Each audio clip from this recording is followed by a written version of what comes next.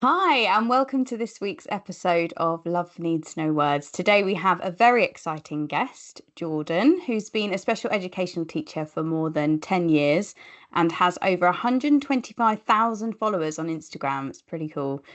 She showcases hints and tips through her video clips on how best to communicate with a child with additional needs, focusing in on sensory ideas and the resources available. Jordan, welcome. Hi, I'm so pleased to be here. It's so good to meet you. I guess a good place to start for those of you that haven't seen your amazing videos, which I guess is probably the minority given how many followers you've got. Do you want to just give us an overview on what you do on Instagram and what you and in your job and what you're sort of hoping to achieve by showcasing Yeah, of everything? course. Special needs classrooms are so hidden and tucked away. Mm. Nobody really knows what happens inside them. Some people have some really warped ideas of that they're like institutions, and other people think it might be like nursery school, and then they're really infantilizing, or they just don't know at all. Like, what would we even teach these children? How do we teach these children? Like, what happens? And I think that includes parents of these autistic children as well. Like, Yeah. what happens in this school? I know my kid likes it, but what does it actually look like? I think is something that nobody sees, because very few teachers are allowed to share inside their classrooms. So with permission from my school, and with permission of not sharing to the children and not sharing actual lessons, but sharing my philosophies and sharing what happens actually inside the classroom and giving it a go, very quickly, my head teacher could see the benefits of it. One for my staff team, for the rest of the school, but also worldwide as well. Very quickly, Mm. it happened actually. And I think because it's so hidden, I think people just don't see it. Yeah. And then I think my love for the children and the job comes through, and I think it's for very stressed teachers, with, because let's face it, all teachers are SEN teachers, whether they've chosen it or not. But so many teachers have so little training and understanding of what that actually Mm. means. Even if they absolutely adore the kids and want to do the best for them, they have no idea where to turn. And there are such long waiting lists for any support at all. Hmm. And if they do, then sometimes it's outdated support or not neuroaffirming. So I think me just being out there, available in your pocket at all times, for just that reassurance, a bit of hope, a bit of positivity, and then some education as well. I think that's why it's kind of snowballed, because it's just not out there. Yeah. Yes, it's a big responsibility on my shoulders, I have to say. You're So doing a great job. I'm hoping more people to kind of come on the bandwagon. There is some amazing teachers on social media that are doing the same thing, and I feel like as a team we can kind of share the reality of it, because I personally, I think it's the best job in the world. I think Mm. most days I actually shouted whilst I was on a pedalo eating lunch the other day, I've got the best job in the world. Oh, On a pedalo eating my lunch, just thinking, how is this my job? Like, how have I got so lucky? I think what your videos provide is help to a lot of people, and I've talked on the podcast before about one of the hardest things for me when Alex was little and when we were sort of going on the diagnosis journey was communicating with him. I would buy so many toys, and I just wanted to have that interaction that comes so naturally normally, and he was really struggling. So Yeah, you talk a lot about communication in your videos and that yeah. there are so many ways to communicate, not just verbally. So can you talk us through some of those? Yeah, I counted once. We use 11 different ways of communicating in my classroom. Wow. I'll try and think of Wow. more now, but it's crazy. We've got 10 children, and we use 11 ways of communicating. There are so many different ways of communicating. So yeah, first of all, it would be through eye contact or gesture. We're doing it all the time as humans. We use body language, that kind of, gesture. And your children will be doing it by reaching for something that they want, or cuddling behind you if they're scared. That's communication. So that's one. Next is speech, is one of the ways of communicating. Signing. So we use Makaton in my class, there, but other different sign languages. There are photos. So if you're, oh, there's symbols as well. So if your children aren't ready for symbols yet, then photos is a really good option, because sometimes it's more obvious what the thing is rather Yeah. than an illustrated picture. Sound buttons. So I don't know if you've seen those, but you can record your voice or music on a sound button, and that could be used. to help your children understand what's happening next, or for them to communicate yes, no, toilet, all those kind of things. There's objects of reference. So there's two different types of objects of reference. There could be say, for example, with your school bag, when they see you pick up your school bag, the keys and their coat, they know they're going outside. Yeah. It's object of reference. But there's also some kind of more abstract objects of reference. So maybe you just have some jingly keys for going outside, and it's not actually the keys that you actually use, but it refers to we're going outside. And if you use it enough, they will understand this means going outside, for example. What else is there? Oh, then AAC. So there's things like PEX books, communication folders, low tech and high tech AAC. So you might have seen the iPads. Yeah. There's so many ways to communicate, and lots of our children, even though they might be non-speaking, are using lots of those other ways all of the time. It's just we become so blind to it because speech seems so important. I've had a class of 14 to 16-year-olds, and one was learning to count 1, 2, 3, like still learning 1, 2, 3, and the other one was ready to take his like maths GCSE in one class. Yeah. Huge range of needs. A mainstream teacher would never have that. No. Even in class, you just wouldn't have that. Or if you did, they would be outside of the classroom being educated by teaching assistants. They would never be in the class. Yeah. And same here. We this year I have some working at 3 months, kind of cognitively. So learning to track lights, up, down, left, right, learning to drop, you know, those kind of things. Learn to anticipate when they're just about to be moved, those kind of things. And other children that are doing phonics and learning to write sentences. So all in one class. It's very individualized. It's very, very bespoke. You just become incredibly creative, which is one thing I love about the job. Often in this job as well, like, it's different. I wouldn't necessarily teach them a brand new skill knowingly. Usually it's just me facilitating the opportunity for them to show me what they already know. It's a really different way of teaching. I don't know if you find that with your boys as well. Sometimes you're like, oh, I didn't even know you could do that, or I didn't even know you could do that. It's not like absolutely. Today we're going to learn this. Today we're going to learn how to do this. It's like, oh, you just provide the opportunity of them to show you, oh, you already know how to do that. And that, if you get that a lot in special education, I certainly find that anyway. And they change so quickly as well, in the same way that, you know, neurotypical children change. Like, we've noticed a huge change in Max over the last literally 4 weeks. Right. Just things that he wasn't doing before that he's suddenly just doing. And sometimes that's about them being more regulated. Sometimes that's not because literally skill. It's just they're less anxious, so they're able to do those things. So for mine, the focus, our main focus is reduced anxiety and all the communication methods, because with that, and as regulated as possible sensory wise, because then they can show us what they know, or they're able to learn. Without those 3 things, they could know the whole, you know, they could know quantum physics in their head, but they wouldn't be able to show it.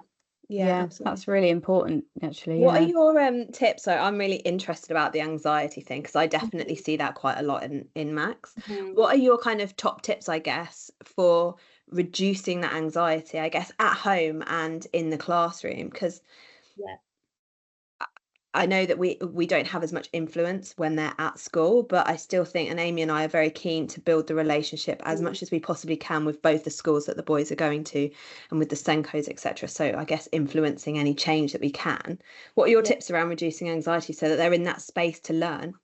Yeah, anxiety is a really important one. I think that, I mean, God, I've worked with maybe 400 autistic people, and the only thing they all have in common is anxiety. So I think that's it's really important and really brilliant that you have cracked up on that first, because I think that is the most important thing to consider here, is anxiety around autism. So first of all, why are they anxious? Because they're in a world that is so like not built for them, not made for them. There is so much going on that they are having to navigate, that no wonder they feel out of control. No wonder they feel anxious. Your question of how can a parent support the school is a really good one. I think communication is really important, and don't worry about being that parent. Like, if you need to send in, like, I love parents that send in the homeschool books and actually write in them.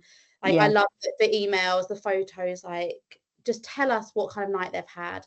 Tell us if they've been at their grandma's this weekend and actually that was a bit different and out of routine. Like, please tell us that. tell us that, you know, you're going on holiday, or you're moving house and you're going to pack. You know, some parents don't tell us this stuff, and it's really hard to support them with that anxiety, because we might think it's something else and it's not. And actually we can talk them through that, or we can work with you making social stories or photo books about those kind of things. So don't keep us in the dark, I would say, is one thing. And vice versa as well. You know, if we're sending home an anxious child, I'm sure you would want to know why. Yeah, absolutely. And there might be something obvious, maybe it was a really noisy day that day, or maybe there was a change in routine, whatever. And it would help you at home at bedtime to know those things were going on. One thing that you were talking about, actually, that I guess is maybe not as widely known, and actually something that I've learned through this as well, is that actually children who are autistic often take longer to process information. How important is it just to wait a little bit of time after you give them information, or give them direction, just to let it sink in and really important process? So children with learning disabilities more often, but all children and all adults really, but for children with learning disabilities especially. So imagine giving an instruction is like rolling a ball to them and expecting them to catch it. And typically it takes them 10 seconds to catch the ball. So that's 10 seconds of processing time from your instruction to receiving the instruction and understanding it. 10 seconds catching the ball. If you do this, which I see all the time, with good intention, is Alex, catch the ball. Alex, catch the ball. Catch it. Where are your hands? Show me your hands. Catch it. Catch it. That's 10 balls you have thrown to Alex. Yep. And he can't catch them all. He might catch the last one. He might catch the first one. He might catch a few words. Is he going to act on it? No, he will not. Yeah. He won't know what to do with that. So what we do is, Alex, wait till they're ready. You know, like you can feel it in your heart, can't you? Catch the ball, and then don't say anything. Yes. 10 seconds. And they might catch it, they might not. And then you go again with exactly the same instruction. Alex, catch the ball. Yeah. So you can see how much clearer that is. It's quite alien at first, but it just becomes habit as you start. And the ball analogy it explains it perfectly, I think. They just can't receive that information necessarily all at once. Just really overwhelming for them. Yeah, because they're taking in not just the auditory, but like the typical, especially for autistic children, they're taking in all of their senses at the same volume all at once. So yeah, if they're having lots of auditory put on that as well, then it's going to be really difficult to process that. But same for learning disabilities, they might have an auditory weakness or a memory weakness, so they might only remember the last word. I don't know if either of your boys do this, I don't know them, but you might say, do you want purple or red? Red. Yes. Do you want red or purple? Yes. We get it all. We have this. Yeah. So it's because they're retaining the last word and repeating back to you, because they know you want an answer. So that's called it's echolalia. So it's not delayed echolalia. It's really common, really, really common. Okay. So if you're putting lots and lots of information on them, they're just going to remember the last word. So it doesn't actually matter how much times you've said it. That's so interesting. So one of the things that we have with Max is when he gets very anxious and very stressed about something. So for an example is school settles. So he had a couple of school settles one week. We were doing a lot of talking to him about it, and potentially over such a duration that, as you were saying, he built up to be actually quite anxious about it. There was other things going on that week. He had a birthday. It was all just too much, and it all built up into this huge meltdown. And obviously in that moment they're so deregulated that the processing of information, I'm guessing, is even less than, or slower. And the auditory, for him, anything auditory is it elevates the meltdown even more. But he's also really seeking of it. Like, he wants us to talk and he wants us to be engaged with him, but anything we do is wrong. Anything we say is wrong. So this is the brain, and then when they're dysregulated, they're in fight or flight mode. So nothing is actually connecting. I'll show you the video. I've not explained it very well, but yeah. So like you basically like everything connecting, the auditory, the processing, the sensory, everything just goes whoa like that. So yeah, of course they're not going to be able to reason, understand the same way. So often you do have to like then focus on that, focus on their calming, focus on maybe offering them the objects, whereas normally they can perfectly reason with you and understand sentences. Maybe they can't right now, and you have to just show them the objects, calm down, get regulated again, and then try again a different way or the same way. So yeah, that it's fight, flight, or fright response. It's their body is completely filled with adrenaline, and they absolutely cannot reason. But then you see that in toddlers as well. You see that in probably after the Olympics. Like some of their interviews are just like completely bizarre because their body is in complete fight, fright, or flight mode, and we can't really process that information properly or make reasonable judgments. Yeah, it's all for the same reason, but yeah, that happens with dysregulation for sure. Yeah, and one of the things that we've had to do that's felt really alien to us actually is just like almost not speak at all, because we were kind of in because as a toddler it happened and it was kind of, okay, this is probably just typical toddler, and then it kind of it carried on, and we were kind of trying to do the whole distraction thing, which I'm sure other parents can probably relate to, where you're trying to distract them out of what we thought was a tantrum, right? We were exactly like, oh yeah, let's do this and let's should we do it? And actually it's exactly like you were saying with the ball analogy, we're just firing stuff at him to try and get him out of the mindset, I guess, that we felt like he was in.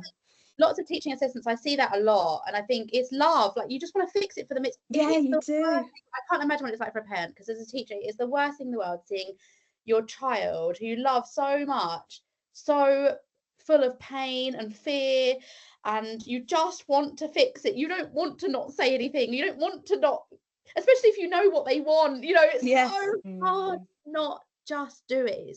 I don't know how you do it actually, because I'm a teacher and I still really struggle to just not fix it for them. And sometimes you don't know how to fix it, and or it's impossible to fix because it's not actually possible what they're asking of you or whatever it is. Absolutely. It's so hard. But absolutely, you are absolutely right. The best thing to do is just be there. Just be there. You don't need to say anything. Sometimes a few head squeezes or a hand squeeze just to know you're there is enough. Sometimes that's too much, and it's just about sitting the other side of the room and just being there and being ready when they're ready. Yeah. And that is enough, and that is fixing it. But yeah, no, I've totally been there and done all the wrong things and tried to distract, tried to cuddle. I've been there. It's really it's almost our gut instinct to do all those things, isn't it? But I think you're right. Yeah, it does feel like gut instinct, because you just want to fix it, don't you? And again, that becomes a muscle. The more you do it, the more it becomes habit actually. And now we're sort of dysregulated. If they're on the floor, the first thing I do is come down to their level and give squeezes if they're consenting of it, and not say anything. It's kind of habit now, but that's taken years of undoing a lot. But that's going to be so reassuring to so many parents to know that just sitting there in silence, you are doing enough. That is enough. Absolutely. They often struggle that if a teacher walks over, it looks like they're not doing anything about it. And I think that's their job, that they're paid to support this child, and they're just sitting there whilst the child is really upset.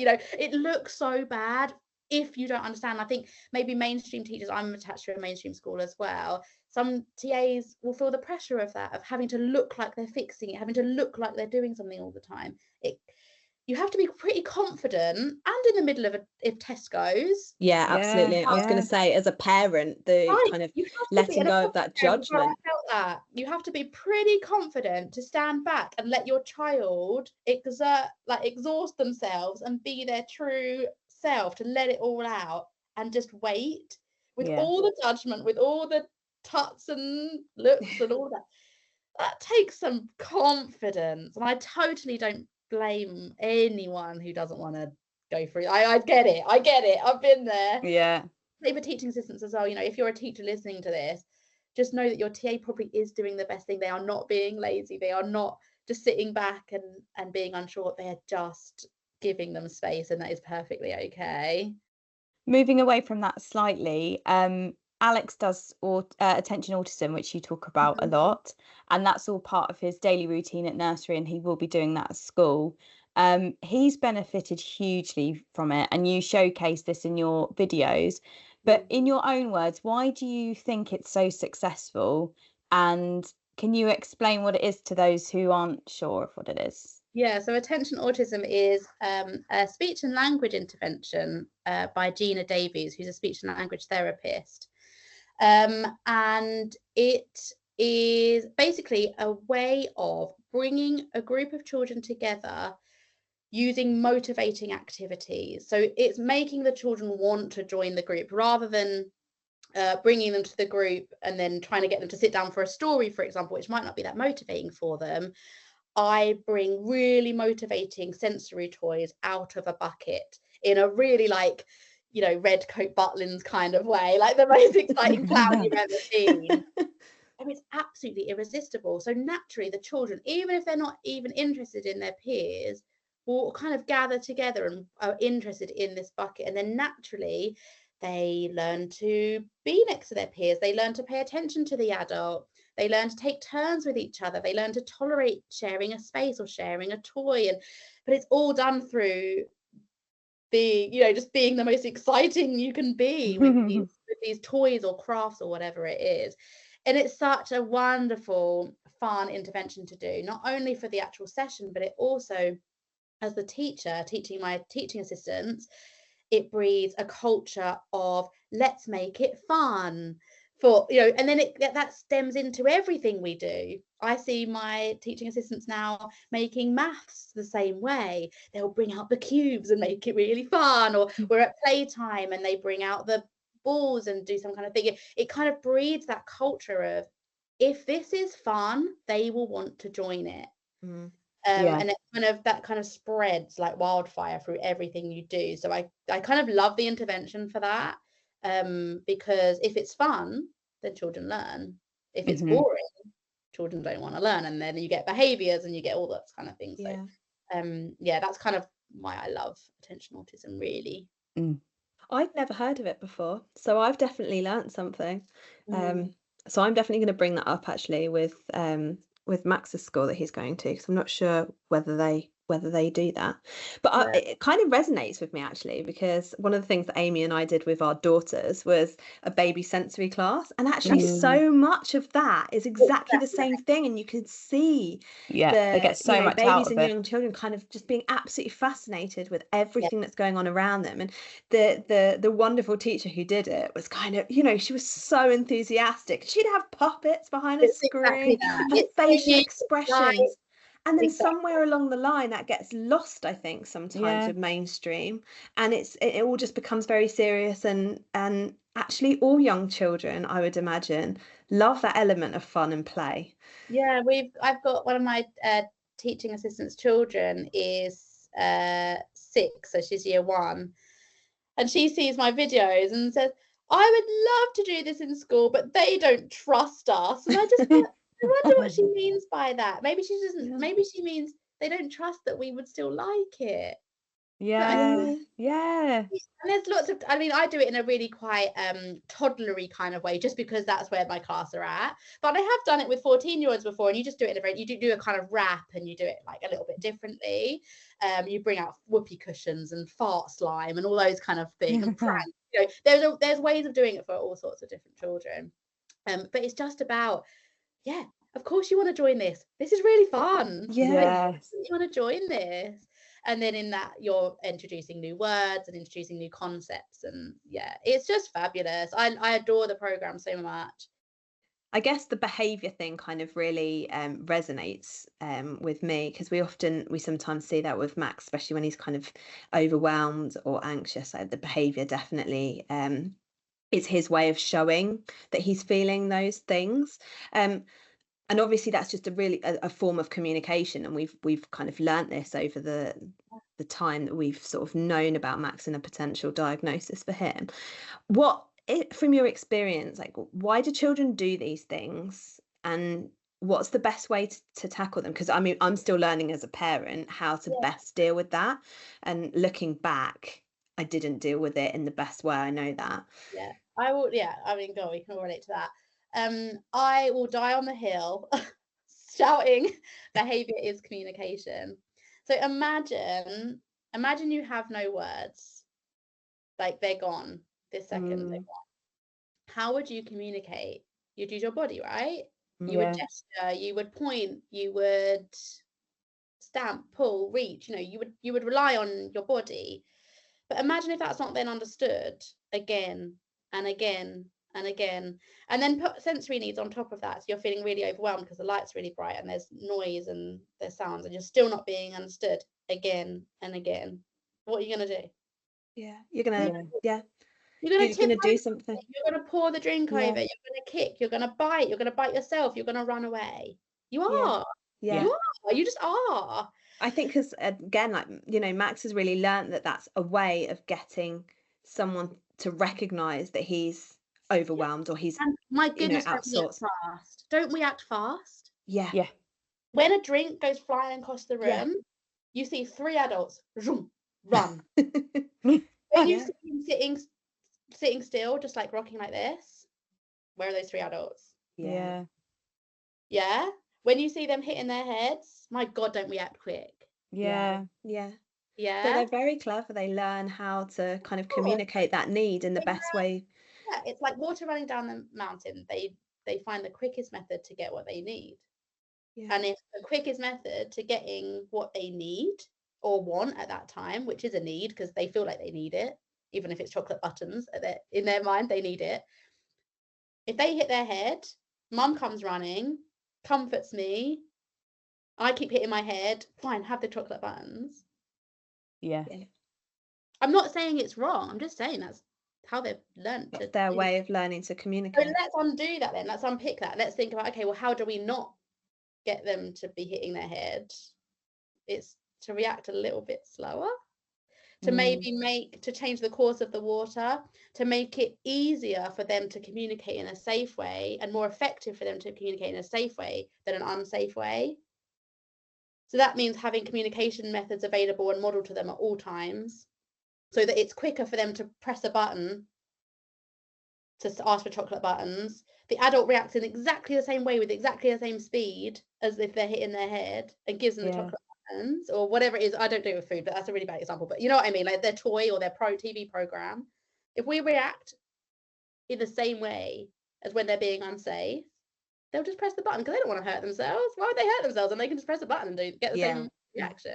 Or press their iPad or use a symbol or use a picture. But I think the problem is that adults aren't reacting the same way. They're not reacting with the same urgency. And some of that those behaviors even that come through that communication can be so emotive, I think, for you as a parent. Or some of the things, like for me, in my experience, biting, I'm not sure why it triggers me so much, but it really does. And that's probably when Max started doing that from about 18 months and he didn't have speech at that point, no communication verbally at all. So it probably, exactly like you were saying, was the way that he learnt to get my attention and fast. This is all and communication, of course. But there's also another reason is he has sensory regulation needs because he's been diagnosed with autism, so I assume he has sensory regulation needs. So there's that on top of it as well. The biting feels grounding. It gives him a sense of self. It reminds him where he is in space. It helps with his proprioception. It helps with his oral seeking needs. There is so much that feels good about that. And an adult comes running and gives you what they want. It's a no-brainer. Yeah. You need is to be offering better communication and safer communication, be modeling those, be reacting just as urgently with those, but also meeting those sensory needs. Does he have a chewy?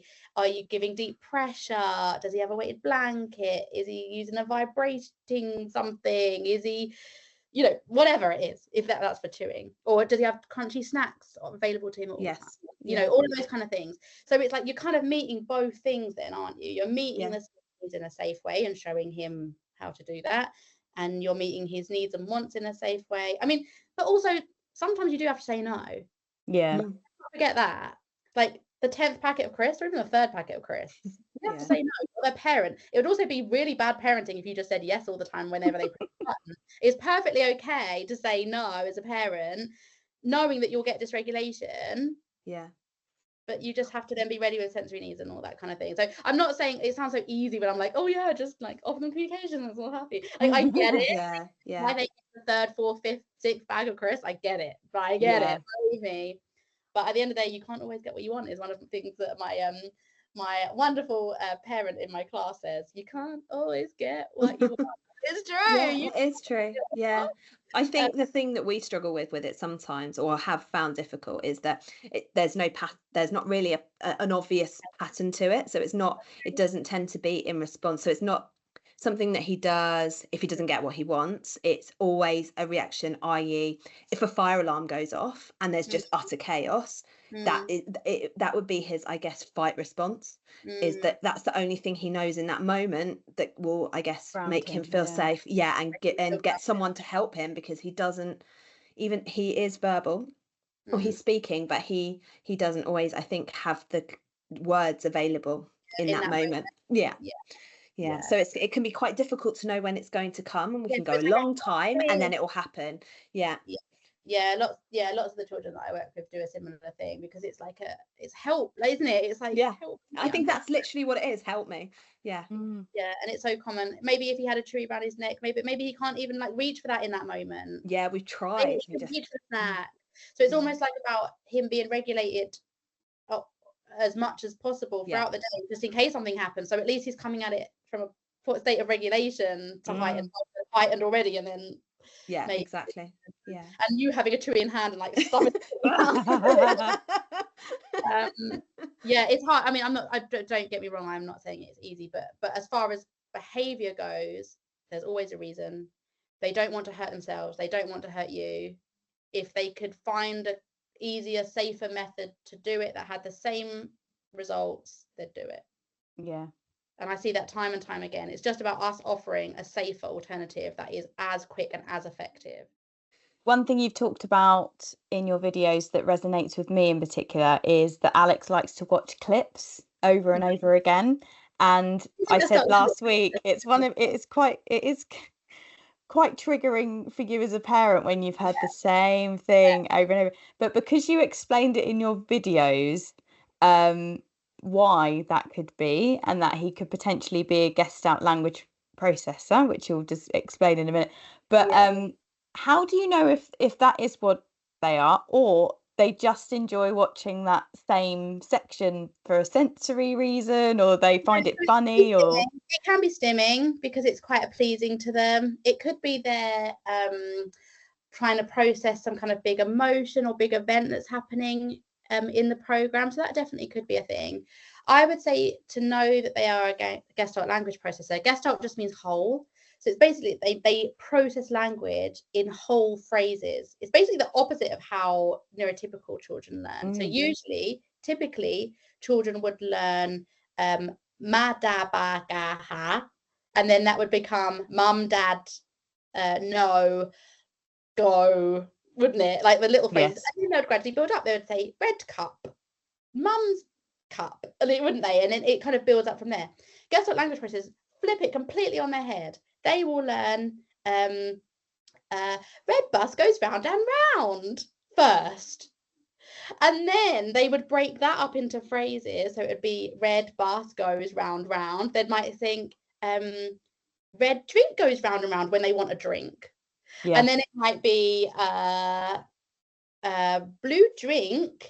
And then they've taken round and round, and that's completely off now. So now they just ask for blue drink, but it's come from the phrase of red bus goes round and round. And that's how they've learned language. And then from that point, it then goes up, follows the more neurotypical path.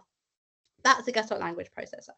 So if you're seeing those kind of phrase usage, for example, one of them said, oh yeah, if you want, do you want red or purple? Purple or red? Red. If they're saying that, that's the start of echolalia. Or if they are repeating directly things from programs they're seeing, maybe they're humming a certain tune, even if they're not using any words. If they're humming certain tunes recognizably, like, oh, I recognize that tune. Or they're clapping a certain rhythm. It could be completely non-speaking, but they're clapping a certain rhythm. You're like, I recognize that. That's Twinkle Twinkle Little Star or something.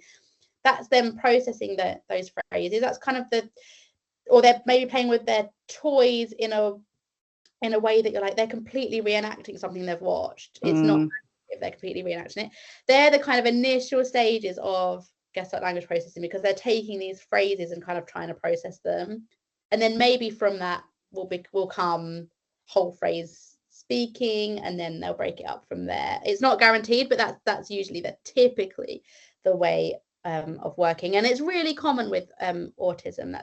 That is typical for autistics to learn to speak in that kind of way. It's why some autistics will have an American accent when they speak, for example. Really, I love this topic. Yeah, so interestingly, I think he was about 18 months. So he went from saying nothing at all. So some people say, oh, they said, quite a few words and then stopped. Alex didn't. Right. Alex didn't say anything.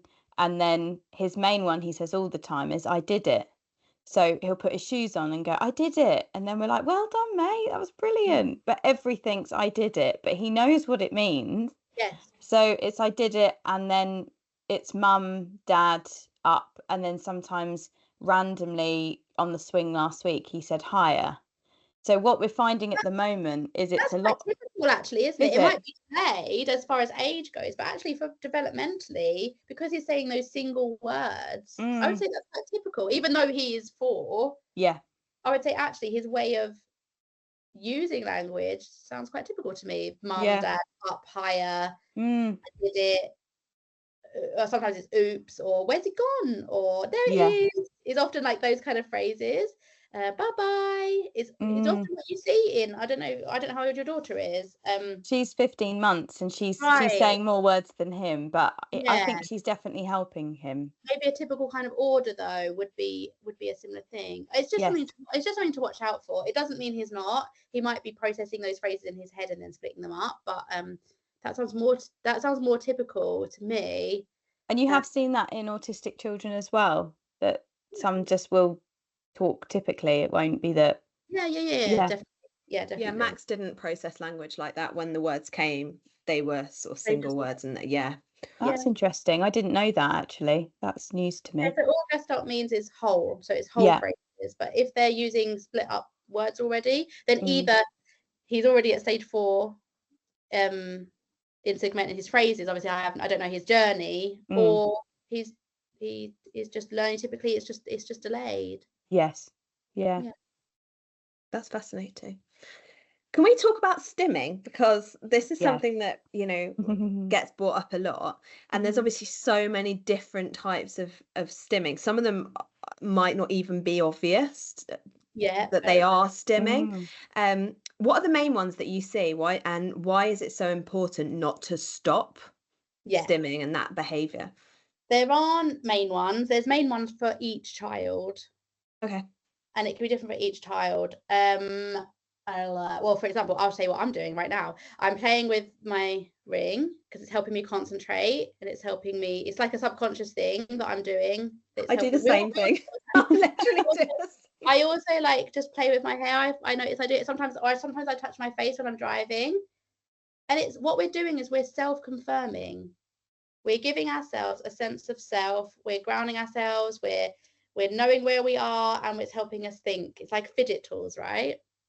And this comes from every baby when they're born doesn't have a sense of self. They could be an inanimate object. They don't know that they have a sense of being yet. And they learn this by other adults around them confirming their sense of self, right? So for example, when your children sneeze, what do you say?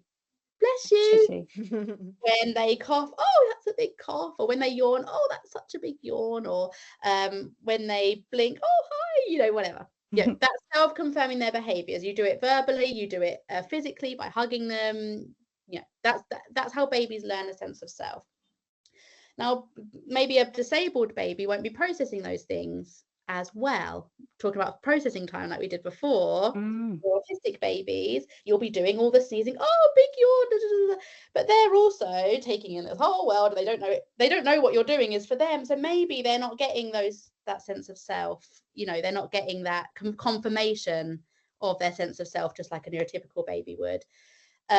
So they find their own ways of giving them a sense of self. So say, for example, if they are yawning and you're saying, oh, big yawn, they're not receiving that. But what they are receiving is the lovely stretch of their muscles as they do it. And they're feeling it all in their mouth. So actually, they are getting far more from their own body as their confirmation of self than they are from the outside world. Another one, maybe they burp and it gurgles up in their tummy, and then it comes out of their throat and it gives them a smell and a sound of their burp. And you say, oh, big burp, but they haven't received that. They just feel the bubbles and the burp and all those kind of things. So again, they're confirming their sense of self. Now this happens really early on, months old, 3 to 6 months old. They will be doing this. But what happens from then, and often I think that's why it looks like they become autistic at 18 months, because typically their body is doing it for them. But then from 18 months, they start tiptoe walking or flapping or shaking or rocking, and it's just they're confirming their sense of self and their sense of being, because all they've had up until that point is them confirming themselves, their own identity, their own being. They've received other bits from other people, but not as much. It's definitely less than a neurotypical child because of the nature of who they are. So then bring it on to how they look at 4 or 8 or 6. They're still confirming those behaviors. They might be teeth grinding or biting their hand, or rocking or tiptoe walking, or twiddling their hair, or colouring in, or covering themselves in mud, or all of those kind of things. And then obviously the sensory needs come into that as well, and sensory seeking behaviours. But that's typically what stimming is. It's self-confirming behavior is actually what I like to call it, because they are just confirming their sense of self in that moment. And you might see that stimming becomes more heightened when they're anxious or dysregulated, because they need that self-confirmation more in that moment, that grounding more in that moment, than they would if they were regulated or felt quite at ease. So yeah, that's stimming in a nutshell. But it does look different for every children. Like I say, I have worked with over 400 children. They have overlaps obviously, but not one child stims exactly the same way as another. I have some that make sounds, certain, like, I don't know, high pitched sounds or gurgling sounds. I have some that colour in, I have some that line up, I have some that twiddle, I have some that bite or hit their thighs, or run up and down, twirl, tiptoe walk. I mean, even just like scrunching their nose, it's all stimming. Girls typically will hide or mask their stimming behaviours, not even consciously always. It's just sometimes they're just more socially acceptable ways of stimming than others. So some girls might twiddle with their hair or colour in. That's a stimming behaviour. It's repetitive. It's anything that's repetitive and feels good. So that colouring, that's a very stimmy kind of movement, isn't it? But they're just colouring in, right? So sometimes girls can just mask it a little bit better, and it doesn't become as obvious until their peers kind of stop doing those things. When do you see that curve typically happens, or is it really just it's really different for other children? Individual? We get a lot of girls come to us in year 7. I think for lots of different reasons. I think hormones have a part to play in it. I think year 6 girls are really kind and really lovely, and even if they aren't playing with them from a peer-to-peer, we're doing the same thing sense, they're just really kind with the children, and they're not left out, and they're really included. I think year 7 can be really scary for parents and children.